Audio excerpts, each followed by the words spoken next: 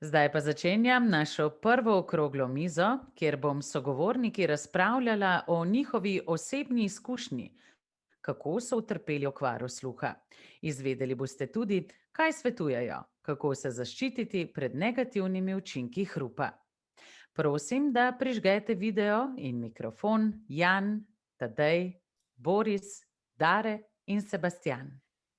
Mi pa pogledamo video, kjer je Jurij Zrnec predstavil nekaj šokantnih dejstev za kampanjo Zveze društev gluhih in naglušnih Slovenije, ki smo jo lansirali ob Mednarodnem dnevu skrbi za sluh. Živijo. Vem, verjetno mislite, da vam bom povedal nekaj zelo zabavnega o sebi ali pa mogoče nekaj zelo šokantnega, ampak ne. A vas zanima ena res šokantna zgodba? Poslušajte. A ste vedeli, da bo leta 2030 v Evropi 630 milijonov ljudi trpel zaradi okvare sluha? In eden izmed njih je Jan. Jan je precej let delal v enem izmed nočnih klubov in nekega večera je šel ven na svež zrak in je doživel pravi šok. A veste, tudi tišine ni bilo več. Ampak tisto konstantno piskanje v ušesih, v glavi, ki vas hoče spraviti ob pamet. Poznate to? Temu se strokovno reče tinnitus. Ja, žal je to tako preprost. 7 minut in pol sedenja ob zvočniku srednje glasne glasbe je lahko čist dost, da pride do okvare sluha. Vsi skupaj se moramo zavedati, da sluh ni samoumeven. Dajmo se nekaj zmeniti. Raj šokirite s kakšno res dobro, lahko tudi preslano šalo, kot pa s takimi tragičnimi zgodbami. Kaj pravite? Super. Zdaj bi pa jaz začela kar z Janom. Pa me zanima, Jan, glede na to, da je Jurij povedal tvojo zgodbo, kako si jo doživel? Se je kdo od tvojih znancev odzval na video? Ja, dejansko so se odzvali, prijatelji, tudi mama med drugim, tako da je bilo v bistvu ful odziva na ta video. Slišali smo, da je tvoj tinnitus rezultat večletnega nočnega dela v gostinstvu, tudi glasbo si vrtel. Zato me zanima, kako zveni tvoj tinnitus danes? Lahko opišeš svoj orkester zvokov? Ful enega piskanja je, no. Najlažje opišem tako, da bi violine na najvišjem tonu špilale ena za drugo, no. Nekako tako, da se včasih tudi spremeni, no, tako da je kakšno pokanje ali pa kaj, ampak načeloma je to orkester violin na najvišjih tonih. Tadej, ti si odvodil preko 300 dogodkov v svojem življenju, ustvaril pa nisi le nepozabnih spominov, ampak tudi tinnitus. Ga slišiš ves čas in kako nate vpliva? Res je, Tina, najprej en lep pozdrav vsem skupaj. Jaz tinnitus seveda slišim ves čas, seveda tekom dneva bistveno manj zaradi ostalih šumov in zvokov seveda v okolici. Ko pa pride večer in ko se uležem v posteljo, se pa zabava, tako kot se parjano v nočnih klubih oziroma tudi pač na naših dogodkih, se pa v bistvu ta pravi orkester šele začne. Dejansko slišim pisk ves čas in včasih, ko seveda pride do stresnih situacij, ki so pač res mogoče za navadnega človeka niso več v mejah normale, pa mi še brenči v glavi, se pravi kot neko brnenje. In ta občutek je res tako, zelo je nelagoden, ampak sem se nekako navadil z njim shajati, no. Ampak traja pa vsak dan, 24 ur na dan, v bistvu ni prestanka, ni ob nedeljah odmor. Res je, Tina, ni prestanka, vsak dan traja 24 ur na dan. Jaz sem se s tem komaj oziroma težko sprijaznil, ker sem pač poslušal informacije, da naj bi pač bila varianta oziroma neka opcija, da naj tinnitus bi čez čas tudi zginil. Ampak jaz sem to željo, ne da sem obupal, ampak oziroma to idejo sem nekako pustil, zaradi tega, ker mislim, da na silo danes ne moramo nič narediti. Zato pa pač shajam s tinnitusom, delam veliko v smeri, da pač probam normalno živeti s tem in če se bo kdaj zgodil trenutek, da tinnitusa ne bo več, bom res zelo, zelo hvaležen. Boris, vi ste v svoji 40-letni karieri zabeležili okrog 1000 koncertov, pa mi uvodoma povejte, kako so potekali vaši nastopi, če popišete tisti trenutek, ko ste imeli le en mikrofon v roki in kako ste zagotovili, da se vas je vse res slišalo? Ja, to so bili najprej obiva fantoma, tako Janu kot Tadeju, hvala za tako izkušnjo. Sploh nisem si upal pomisliti, da bi Tinnitus fasal, ker pa nikoli ne veš, po tistem, kar sem počel, bi se to že zdavno lahko zgodilo. Namreč v začetku pri ansamblu Kovinarji 12 let sem bil z njimi, kvintet je bil to. Predstavljate si, imeli smo en uječevalec, ki so ga dobili iz nekega padlega vojaškega aviona, to je bilo tam nekje v 70-ih letih prejšnjega stoletja. Ne?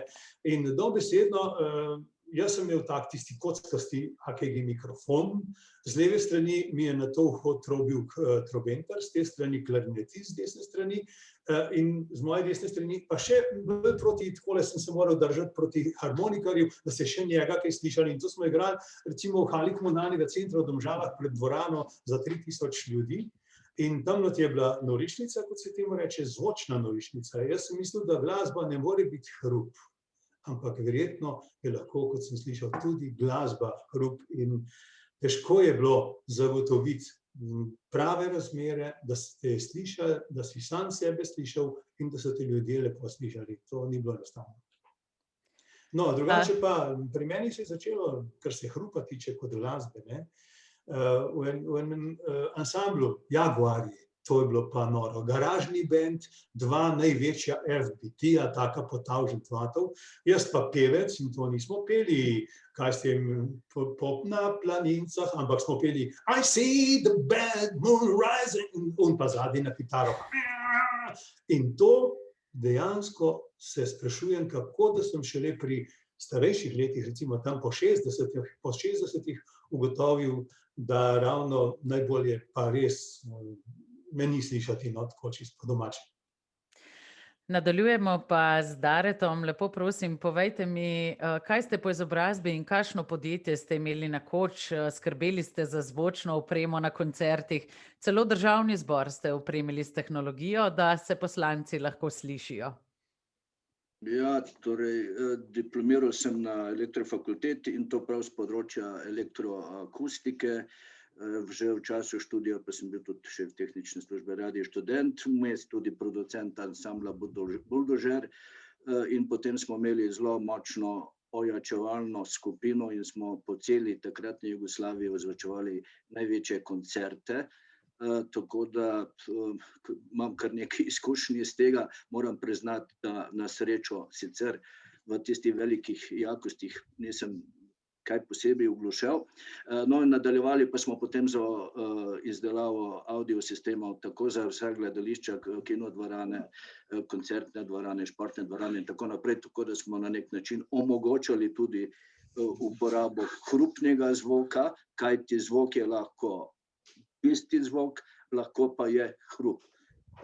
In kasneje, ko sem bil tudi predsednik Združenja delodajalcev in obrti in podjetništva in tudi ustanovitelj, sem pa seveda spremljal na poziciji delovnega mesta, kaj pomeni hrup. Tako da to tematiko... Če lahko majčkeno poveste potem, kako pravzaprav hrup vpliva na počutje ljudi? Torej, to predvsem znajo povedati medicinski strokovnjaki. Seveda, slišali smo že primere, ko se zaradi tega lahko zelo slabo konča in se ne sliši in tako naprej. V vsakem primeru pa se premalo govori v tistem delu, ko tako vpliva psihološko na slabo počutje ljudi in o tem absolutno premalo vemo in se o tem premalo pogovarjamo. Na področju merjanja hrupa manjka velika praznina v strokovnosti, nažalost se dogaja tudi zelo veliko manipulacij pri merjenju in izkazovanju hrupa, čeprav so mednarodni standardi relativno jasni, ampak vsaka država, predvsem tudi v Evropski uniji, vsaka država članica lahko te standarde po svoje do neke mere kreira in predvsem pri izvajanju in merjanju pa prihaja do velikih manipulacij in tukaj bi bilo treba narediti red. Bomo še v nadaljevanju malo več spregovorili tudi o tem. Nadaljujem pa z Sebastianom. Lepo prosim, vi ste učitelj čuječnosti, pa me zanima, kaj to pravzaprav je in česa vi učite ljudi. Lepo pozdravljeni.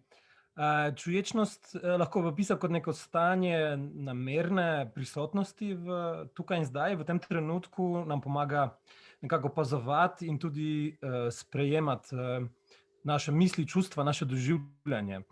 Ko smo čuječi, smo pozorni na dogajanje tukaj in zdaj, brez nekega presojanja, brez nekih interpretacij.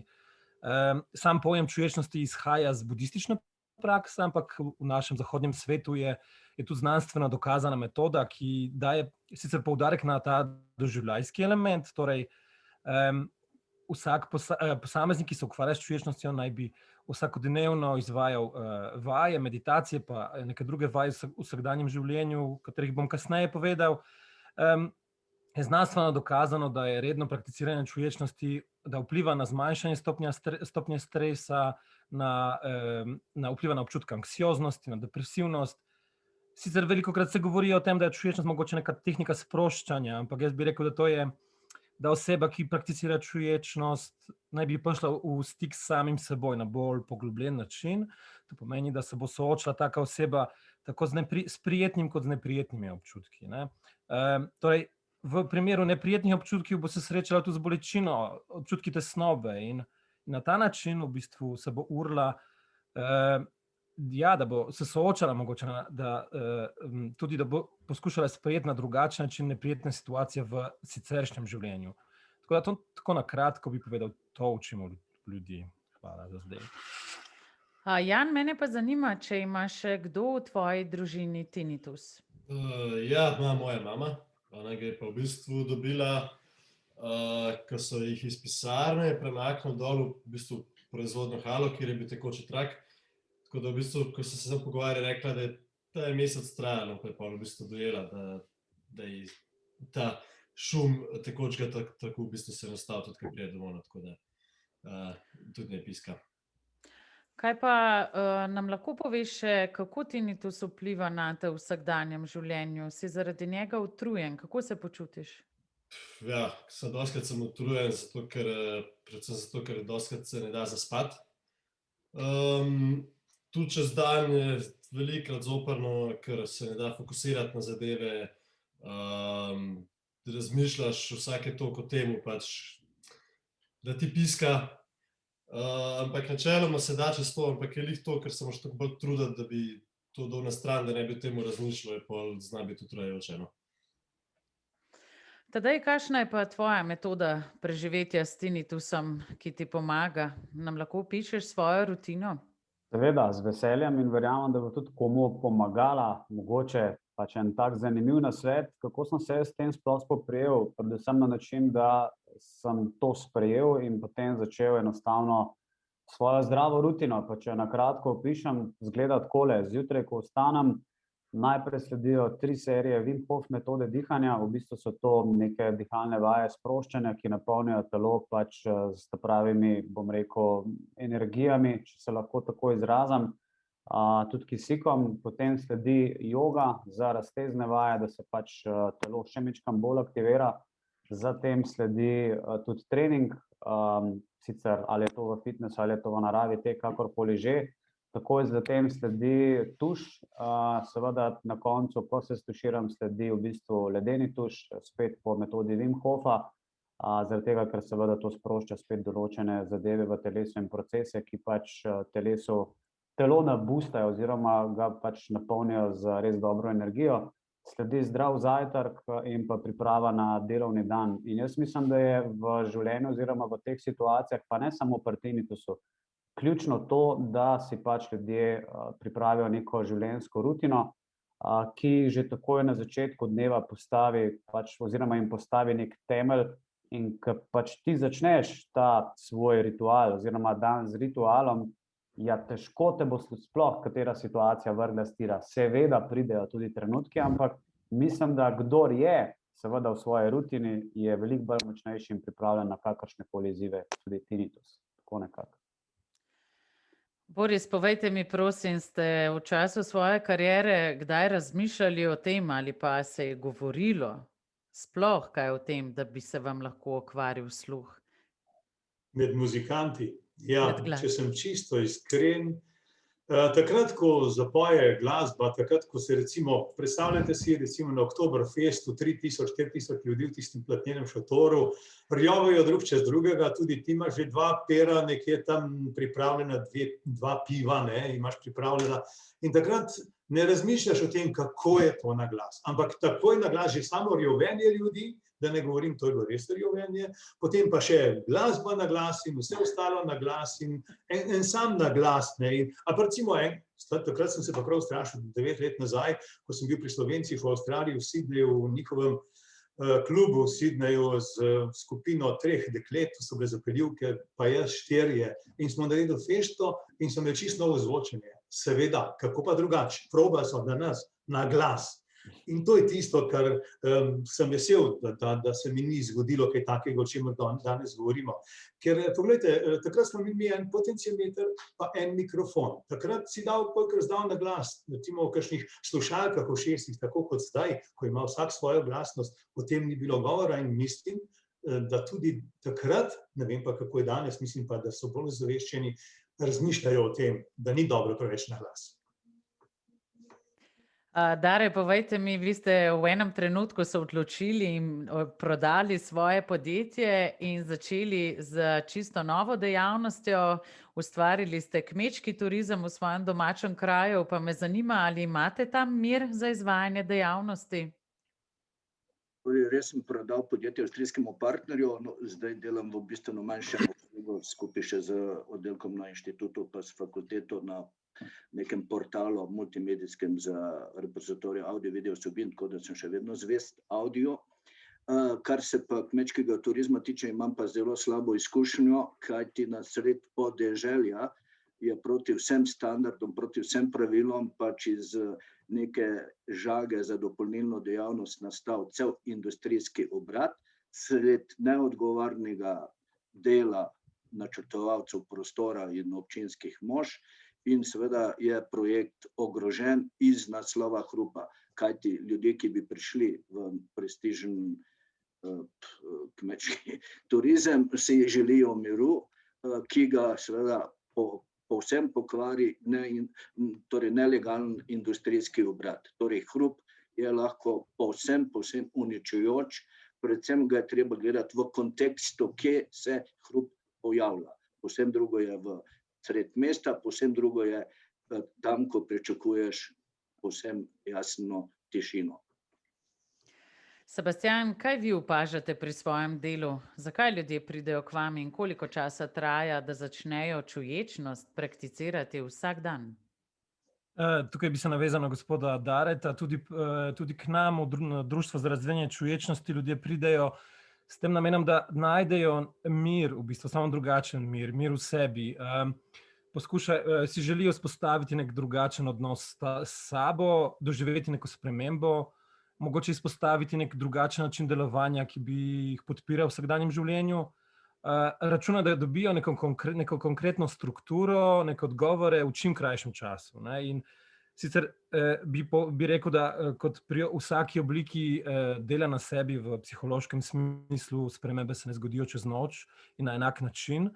Da bi spremenili navade našega uma, je potrebno nekaj vztrajnega in usmerjenega dela. In poudaril bi, da v čuječnosti vsak dela svojo izkušnjo. Sicer na teh tečajih, ki organiziramo, se dela v skupini v spremstvu učitelja, ampak vloga učitelja je bolj, da spremlja, kot sem rekel, individualni proces, ki se odvija pri udeležencih. To pomeni, da je vsaka izkušnja drugačna pri ljudeh, ampak tisti, ki so pripravljeni slediti našim programom, je struktura 8-tedenskega tečaja, ki ga imamo, je dovolj, da izdelajo neke nove navade, novo rutino, ki jim omogoča soočanje z ovirami vsakdana nekoliko na drugačen način.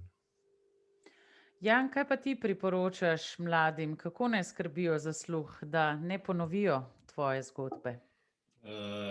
Definitivno čim manj izpostavljeno nepotrebnemu hrupu, oziroma nepotrebnemu izpostavljanju hrupu. Se pravi, poraba čepkov, ki grejo v klube, na koncerte, karkoli. Meni slušalk preveč na glas, recimo, ki vidim, pač skozi več ljudi ima te zdaj slušalke, ki so bežične, pa to jih ima čisto skozi v šestih tamali. Tudi ne tega imeti pre na glas, pa umikati se predvsem na tišino, no. To bi, se pravi, ponovadi človek tudi, ki je na hrupu čuti, da mu nekaj več ne odgovarja, no. Takrat mislim, da je čas, da se malo umakne na neko tišino, tako da predvsem to, no. Super. Tadej, kaj pa ti misliš? Je bila mogoče pri tebi tudi izgorelost tista, ki je botrovala k nastanku tinitusa? In kaj svetuješ ljudem, da pravzaprav ne pridejo do te popolne izčrpanosti telesa? Ja, Tina, res je. Mislim, da je izgorelost prinesla sigurno tinitus zraven, zaradi tega, ker prej tega ni bilo. Spomnim se prvega paničnega napada pred 5 leti, ko me je na dogodek pač prišel iskat rešilc. Jaz sem mislil takrat, da bom umrl, seveda sem mislil, da gre za srčni napad. Ampak takrat je bilo še vedno tako, ne. Jaz se nikoli nisem znal poslušati. Se pravi, okej, s čim sem se sestavil, spet sem super, dajmo vse na polno. Se pravi, šport, dogodki, služba, žuri, mislim, vse na polno. Nič v nekih mejah normale. In to je sigurno pač največji problem, zaradi tega, ker stalno te sledi ta huda kronična utrujenost in mislim, da sem trenutno res na točki, ker sem pač s to izgorelostjo si naredil precej veliko škode, ne glede na to, da sem trenutno okej, ampak vse prevečkrat zbolevam. Čim grem malo čez neko, čim je tempo majčkeno višji, je v bistvu količina stresa na tako visokem nivoju, da pač jaz si enostavno rečem takrat, da sem res podrt in tega res ne privoščam nikomur. Zaradi tega, ker vpliva na vse, vpliva na tesnobo, anksioznost, slabše volje si, čeprav jaz veljam za človeka, ki pač je bil vedno dobre volje, ampak to svojo dobro voljo sem vse prevečkrat razdajal za druge, ne. In to je, mislim, da največja napaka. Jaz vam dam lahko res nasvet.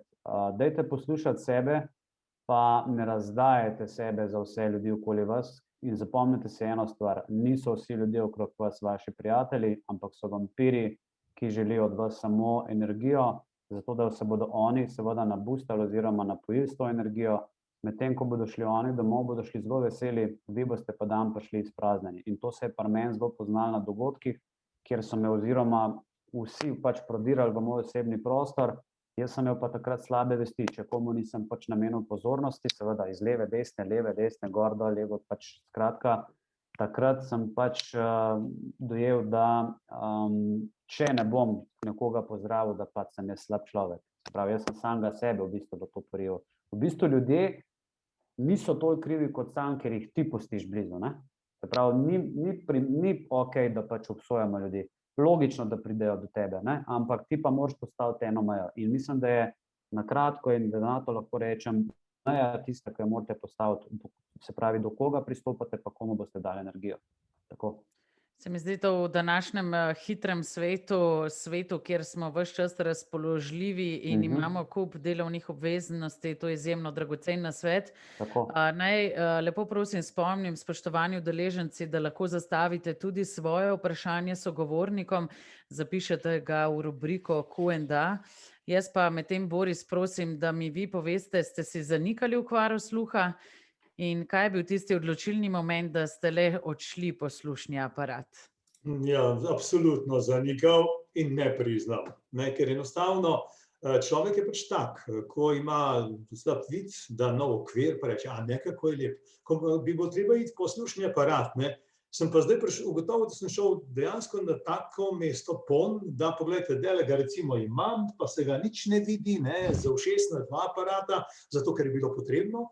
In predvsem ubogajte otorinolaringologe in ubogajte tistega potem, ki vam bo ta slušni aparat pripravil za uporabo in svetoval. Skratka, jaz nisem si priznal, sem si pa priznal takrat, ko sta bili recimo kdaj dve podobni besedi, tudi pri poročilih ali kakorkoli že, ali pa ko sem z vnuki gledal risanke, ne, pa sta rekli vnučki, pa dedi, pa kako da imaš ti tako na glas televizijo? Zame je super. Ja, pa rjove, tuli. No, in to je tisto. To je mene pa ne, samo še nekaj drugega je bilo. Jaz sem imel zelo dober zgled, da sem šel po poslušni aparat, zaradi tega, ker v moji družini je bila gospa, moja najožja, ki je pri svojih 85 letih si omislila aparate in jaz sem jo tja peljal. In ko sem tam videl v BTC-ju ta audio BM in ko je ona rekla, Boris, tukaj jaz sem gre, samo da sem jaz to dobila, srečna je bila. In potem sem se jaz tudi odločil, da ne bom dejal več televizijo bolj potihem, ampak sebe bolj na glas. In od takrat naprej sem res zadovoljen, že uspeh žal ni več, jaz sem pa še. Dare, vas pa bi prosila, da pojasnite, da nas hrup ne samo ogroža, ampak nas tudi kot državo oziroma družbo veliko stane. Nam lahko to pojasnite? Torej, obstaja raziskava zelena listina znotraj Evropske unije, kjer ocenjujejo, da povzroča hrup v smislu stranskih efektov, tako naprej, cirka za 1% BDP-ja škode. Konkretno bi to Sloveniji pri 50 milijardah evrov pomenilo, da izgubimo iz naslova hrupa 500 milijonov evrov letno. Katastrofalna velika številka. Sicer pa vemo, da je v Evropi cirka 20% populacije, kar pomeni 80 milijonov ljudi, trpi zaradi nesprejemljive visoke ravni hrupa, od tega jih pa še dodatnih 170 milijonov malo manj trpi na delovno mesto in v teku dneva z tudi previsoke ravni. Skratka, hrup je eden ključnih motilcev in tega se premalo zavedamo. Hvala Bogu se to razumevanje počasi spreminja. Torej, ker ne moremo na vse vplivati, pa me zanima, Sebastian, če lahko vi svetujete, kako lahko pravzaprav čuječnost prakticiramo v vsakdanjem življenju. Podajte nekaj konkretnih primerov iz vsakdana. Ja, čuječnost nam lahko pomaga v vsakdanjem življenju, da se umaknemo z tega hrupa, o katerem govorimo. Bom dal 3 primere kratkih enostavnih vaj.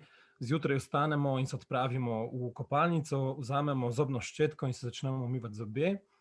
Takrat se lahko vprašamo, na primer, kakšen je občutek zobne krtačke na površini zob.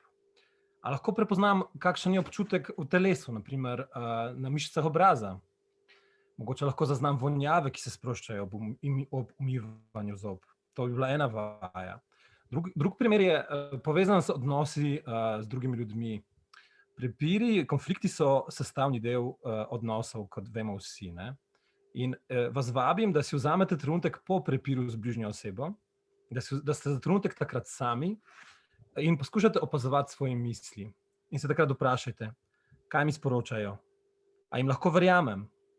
Kakšna so čustva mogoče, ki se pojavijo po konfliktni situaciji, ki so zagotovo intenzivna? Kje v telesu so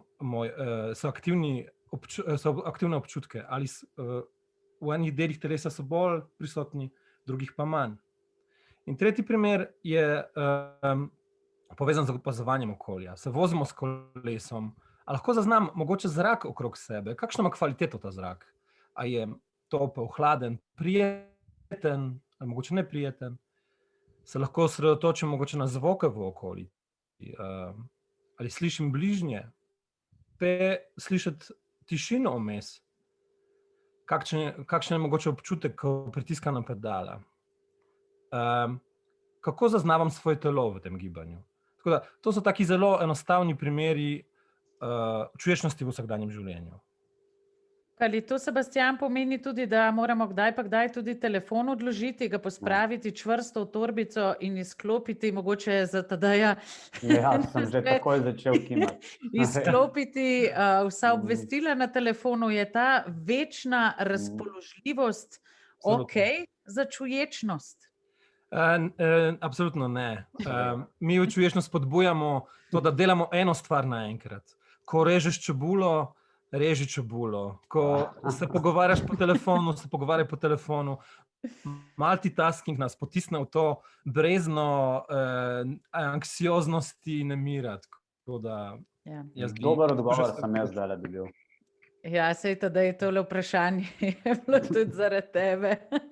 Seveda. Dare, pa bi prosila, če lahko midva nadaljujeva, kaj pa Svetovna zdravstvena organizacija meni o hrupu in kakšne ukrepe naj sprejme država, da se ta zniža? Kot sem že povedal, Evropa to zaznava kot ključen problem, seveda odvisno od tega, kako je posamezna regija, posamezen kontinent razvit, različne pristope imajo. Največji problemi so v industrijsko bolj razvitih državah, torej in seveda v velikih mestih in tako naprej. Kajti to, kar smo že rekli, odvisno je, kje hrup zaznavamo, ali v bolnišnicah, v naseljih, stanovanjih, industrijskih ambentih in tako naprej, so pristopi povsem drugačni in temu moramo pač slediti. Torej, Svetovna znanstvena organizacija hrup uvršča kot tretji najbolj ključen dejavnik v smislu škodovanju zdravju. In kot sem že povedal, v Sloveniji se tega absolutno premalo zavedamo in to velja tako za pristope na delovnih mestih, kot sicer, to, kar sem že povedal, pri projektiranju, prostorskem umeščanju in tako naprej, smo tukaj to tematiko, to pomembno tematiko preveč zanemarjali in jaz samo iskreno upam, da v Sloveniji se tega vedno bolj zavedamo in da bomo popravljali napake. Sebastian, pa kar vas prosim, da nadaljujete, kakšno je pa vaše mnenje o hrupu in kam naj se človek pravzaprav sploh umakne? Jaz hrup dojemam v kontekstu preobremenjenosti z močnimi dražljaji, ki nenehno tekmujejo za našo pozornost. Ali so to vedno nove informacije, prisotnost na spletu, odnosi, delovne obveznosti, lahko bi še našteval. To lahko tudi povezujemo s to fleksibilnostjo, ki ste omenjali. To, da smo vedno na voljo, še stopnjuje neko zmedo in hrup znotraj nas, kar je počitek in delo sta zmešana. Tako da jaz bi rekel, da možnost za umik iz tega hrupa dobimo šele takrat, ko namensko delamo na tem, da se umaknemo nekam noter vase pravzaprav, da se poskušamo povezati s sabo v tišini pravzaprav, ki je nujna za tole in na ta način postanemo nekoliko bolj notranje usklajeni. Samo redno prakso čuječnostjo lahko dostopamo do tega prostora znotraj nas in na ta način se lahko reguliramo na nek globinski način. V tem nam pomaga tudi kdaj, da se umaknemo iz civilizacije, v smislu tega, da se umaknemo z urbanega okolja, mogoče v naravni prostor, v naravo in tukaj iščemo neko inspiracijo za povezovanje s sabo. V glavnem menim, da s pomočjo raziskovanja lastnega doživljanja lažje razumemo sebe, mogoče posledično. In na ta način lahko izstopimo z tega kaotičnega hrupa, ki nenehno obdaja. Torej, se usmerimo v prostor tišine, kar nam omogoča neko boljše vzdrževanje, duševnega ravnovesja, tako bi rekel. Jan, bi kar s tabo nadaljevala, ker si strokovnjak za zvok, pa me zanima, zakaj pravzaprav v diskotekah, na koncertih glasba tako na glas? Zakaj so kinodvorane tako glasne? A meniš, da bi bilo manj užitka, če bi dali kakšen decibel glasbo nižje? Jaz mislim, da bi se kakšen decibel nižji dal dati, oziroma kakšen več, kot samo kakšen. Zakaj ne glas? Zato, ker definitivno v glasni muziki je lažje se sprostiti, je več emocij, bolj doživeto lahko doživiš to glasbo. Ker se vemo, če smo mi na žuru, kjer je muzika tiha, ni neke ful energije zdaj. Največji problem je po mojem še vsem to, ker vsaj večina splošne populacije niti ne hodi toliko v neke resne koncertne dvorane ali pa klube. Hodi bolj v prostore, kot so neki pubi in tako naprej, kjer so pa neki klubski dogodki organizirani. Tam je pa zvočenje čisto štelano, tam sam da šopane glas in je po mojem tukaj bolj problem, v nekih dobrih ozvočenih prostorih, tudi če ima bolj na glas načeloma, ni take panike, zato ker problem je teh mehkih klubov, ker jim oziroma lokalov, ker jim sosedje težijo, zato da base bolj potiho, vse ostalo pa toliko zvišajo in te najbolj moteče zadeve so pa toliko na glas in mislim, da je to bolj kritično, kot sama glasnost, zaresno. Pa me mogoče zanima, je kakšna razlika med staro generacijo DJ-jev pa novo generacijo v glasnosti glasbe, ki jo Starejša predvajajo? generacija DJ-jev slab sliši. Drugače pa načeloma je ful razlike, zato ker starejši generaciji se vidi, da je majčkeno bolj tehnično podkovana, recimo. Mlajši DJ-ji nekako ne dojemajo tega, da je v bistvu tudi vsak komad različne glasnosti in pride pa do tega, da je en komad zdaj ful potih, naslednji komad bo ful zabil na glas. Ampak ja, mogoče je to ta razlika. Mogoče se mi zdi, da starejšim tudi ni več tako, da je ful na glas, ampak da je boljši zvok, pa več dajo dejansko na to, da nek miks tako naredijo, da bo folk užival, tudi če ni toliko naglasno. Da gre res z glasbo na čustva, ne z glasnostjo. Boris, kaj vi svetujete kolegom glasbenikom, da ne bi ponovili vaše zgodbe? Ja, ne ponoviti moje zgodbe, to je težko svetovati, ne, ker nazaj jaz ne morem svetovati, naprej pa res lahko svetujem. Kar zadeva glasbenike, nikoli več, ker včasih smo, tisti časi, ko sem jaz bil v glasbi, je bilo to drugače. Ne. Imeli smo tam mešalno mizo, amaterski ansambel, vsak je imel, bom rekel, možnost potenciometre premikati gor, dol in sem in tja, več visokih, več nizkih. In jaz imam nazadnje ukvarjal ravno v tem visokem zvočnem spektru najbolj, ker meni je v bistvu bobnelo, zato sem tudi šel v bistvu po slušni aparat. No in še tole je, ne, dajte nikoli več ne narediti, recimo danes imajo tehnike, ki dajo vsakemu posebej v slušalke pravi zvok, ne kažite mene več, lepo prosim, mene, ne. Pusti, on že ve, kako je treba, ubogajte, po domače povedano še nekaj. V trenutku, ko se vam zdi, da ne slišite dobro, kogarkoli okrog sebe, da so se odtujili od oseb okrog sebe, lepo prosim, pojdite takoj do slušnega centra, najprej do otorinolaringologa, kot sem rekel, potem pa do nekega slušnega centra, ki je vreden vašega zaupanja ali pa ki ima dobre reference. In če boste šli tja, pa ne bo v redu, lepo prosim, nikoli več ne pojdite tja. Zaradi tega, ker poznam ljudi, ki imajo slušne aparate, ampak jih ne nosijo. Zaradi tega, ker jim piska, ker jim tuli, ampak glejte, v vsakem slušnem centru, kolikor jih jaz poznam, vem, da če boste rekli, ne slišim, lepo prosim, popravite, ljudje jih dajo kar v omaro in jih nikoli več ne vzamejo. Pojdite tja, kjer so strokovnjaki, posvetujte se z njimi, kajti vsako stvar v tem življenju se da popraviti. Če se da značaj, kaj se zvok ne bi mogel.